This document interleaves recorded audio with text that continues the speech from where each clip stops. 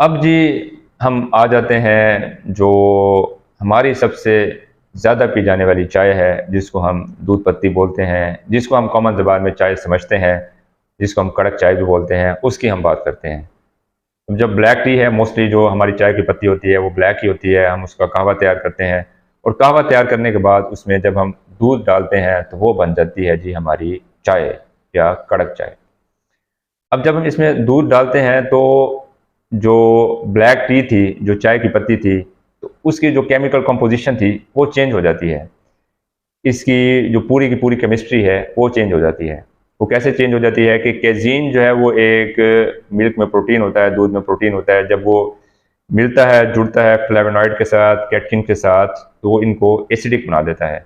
यानी कि जब हम दूध कहवे में डालते हैं तो जो पूरी चाय बनती है वो एसिडिक हो जाती है। एसिडिक होने के नुकसानात ये हैं कि अल्सर बन सकते हैं अगर चाय ज़्यादा पिया जाए, एसिडिटी का मसला हो सकता है।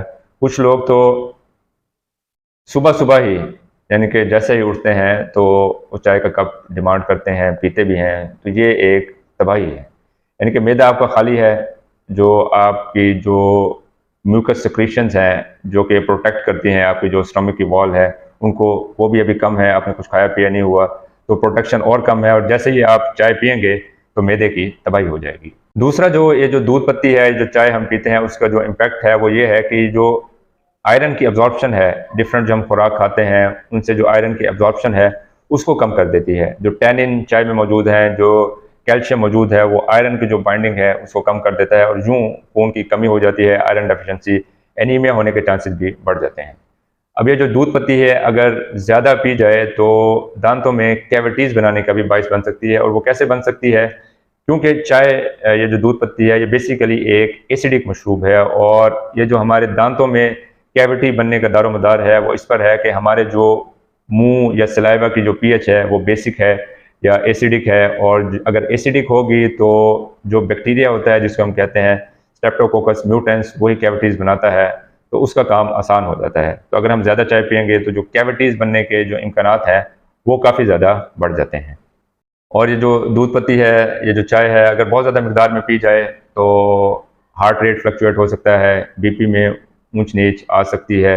बहुत ज़्यादा चाय पीने से इरिटेबिलिटी का भी बंदा शिकार हो सकता है। अगर नाइट टाइम में चाय पिया जाए तो इंसोम्निया भी हो सकता है, यानी कि नींद की कमी हो सकती है। एक स्टडी जो कि सामने आई, जो कि चाइना में स्टडी हुई, उसमें यह बताया गया कि अगर ये जो दूध पत्ती बहुत ज़्यादा पी जाए तो ये एडिक्शन बन जाती है, यानी कि इससे फिर पीछा छुड़ाना मुश्किल हो जाता है। ये डिप्रेशन का बायस भी बन सकती है और साथ-साथ जो एंग्जायटी है, वो भी इंसान के अंदर पैदा कर सकती है।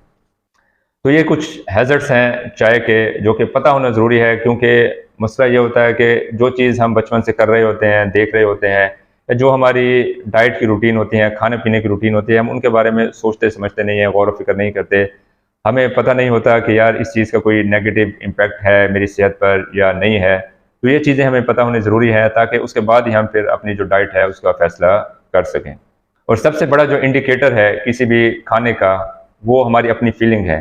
जब भी कोई चीज़ खाएँ-पिएँ, मिसाल के तौर पे आप चाय पी रहे हैं, तो चाय पीने के आधे घंटे बाद या घंटे बाद या डेढ़ घंटे बाद अपने जिस्म की हालत देखें, महसूस करें कि आप क्या फ़ील कर रहे हैं, आपके मुँह के अंदर की क्या फ़ीलिंग है, आपकी ओवरऑल क्या फ़ीलिंग है, आपकी स्टमक की क्या फ़ीलिंग है। तो उससे हमें अंदाज़ा हो सकता है कि लॉन्ग टर्म में ये जो हम चाय पी रहे हैं, तो ये क्या हमारे लिए बेनिफिशियल होगी या नुकसानदेह होगी। Thank you.